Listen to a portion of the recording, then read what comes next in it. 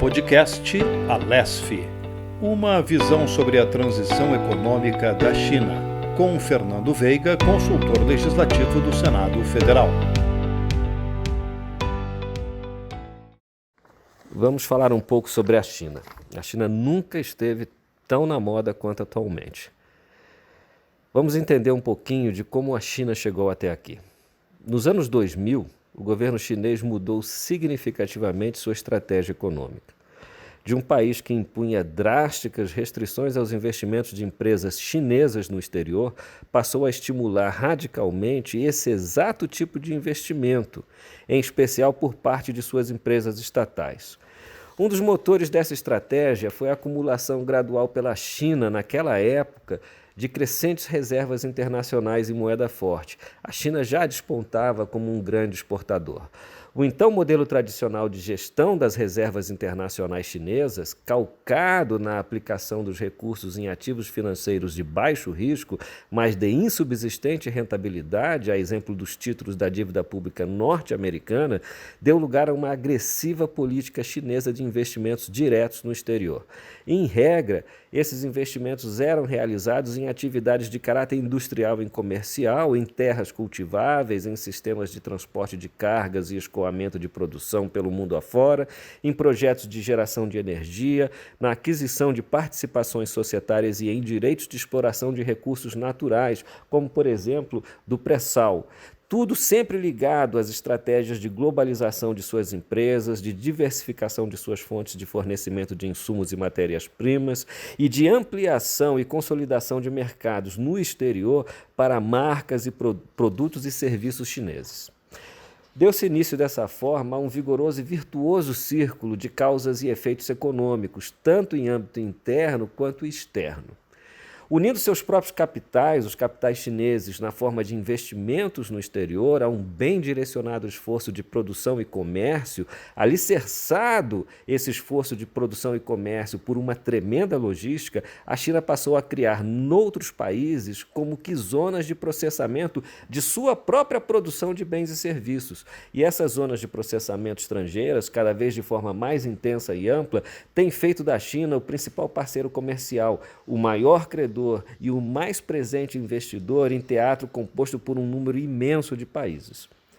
Concomitantemente a isso, a essa revolução econômica e financeira, tornou-se possível criar um equilíbrio dinâmico entre os fluxos de moeda estrangeira que entravam na China e que saíam da China. Isso se fez não apenas com ganhos para a estabilidade da própria moeda chinesa, mas também com vantagens comparativas sob o ponto de vista de acumulação, de remuneração e de liquidez dos ativos chineses que eram denominados em moeda estrangeira, notadamente em face de seus passivos perante o resto do mundo. A China consolidou dessa forma a sua posição como investidor e credor líquido mundial. Ela se tornou não apenas grande exportadora de bens e serviços, mas lado a isso, também a origem de capitais internacionais de fabulosa envergadura. Ambos os movimentos, intimamente relacionados entre si, reforçaram-se mutuamente. A exportação de capitais chineses robusteceu os saldos da balança de transações correntes do país, assim como as transações correntes, por seu turno, passaram a retroalimentar a própria exportação de capitais, com ainda maiores níveis de liquidez em moeda conversível. Um dos símbolos dessa estratégia é representada pela China Investment Corporation, criada em 2007. Essa é uma agência chinesa de investimentos e essa agência assumiu a linha de frente da administração das reservas internacionais daquele país. Essa agência passou a buscar a melhor simbiose entre os capitais chineses, a produção chinesa e o comércio chinês no mundo. Assim como, nesse contexto, a garimpar oportunidades mais vantajosas para a aplicação das reservas chinesas em moeda forte. No plano interno, na China, somou-se a estabilidade monetária, propiciada por uma bem ajustada política de relações financeiras com o exterior, a vultosa ampliação dos mercados para produtos e serviços chineses. A economia chinesa passou a crescer ao ritmo da conquista dos novos mercados mundo afora. Por essa razão, já em 2013, a China figurava como o principal parceiro comercial de 130 países, aproximadamente. Não por outra razão, a China ainda logrou alcançar e a manter sustentavelmente elevados níveis de crescimento, exibindo um ritmo de expansão das suas atividades econômicas que lhe permitiu dobrar o próprio PIB a cada 8 anos. Nesse processo, cerca de 800 milhões de chineses foram incorporados ao mercado de trabalho, muitos deles antes submetidos a um virtual quadro de miséria. De simples concepção, mas muito bem urdida e trabalhada, essa estratégia toda conferiu à China números que refletem um exuberante desempenho econômico.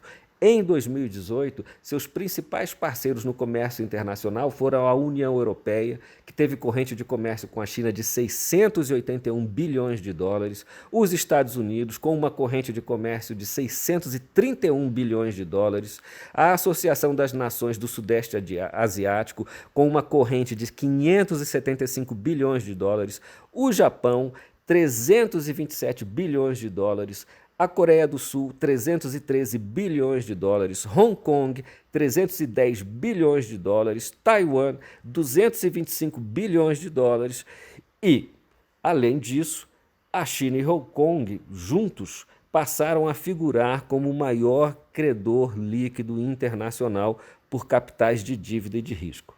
Em 2019, esses dois blocos econômicos, China e Hong Kong, exibiam ativos internacionais líquidos de 3,7 trilhões de dólares.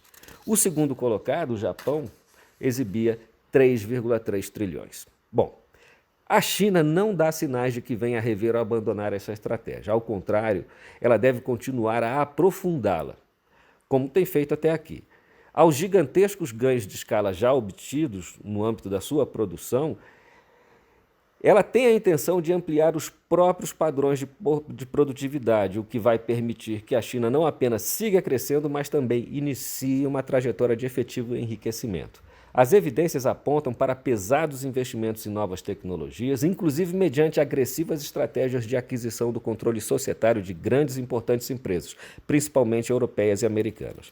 Paralelamente a isso, a condição de segunda potência global, quiçá até de primeira, deve revelar a nova feição da política externa chinesa. De agora em diante, o soft power chinês deve insinuar-se de forma crescente pelo mundo, muito favorecido por iniciativas desastradas e eventos indesejáveis, como a campanha que ganhou notoriedade a partir do slogan America First, ou o recrudescimento de movimentos xenófobos, da discriminação étnica, do radicalismo religioso e da polarização política, inclusive em algumas das principais democracias do assim chamado Ocidente.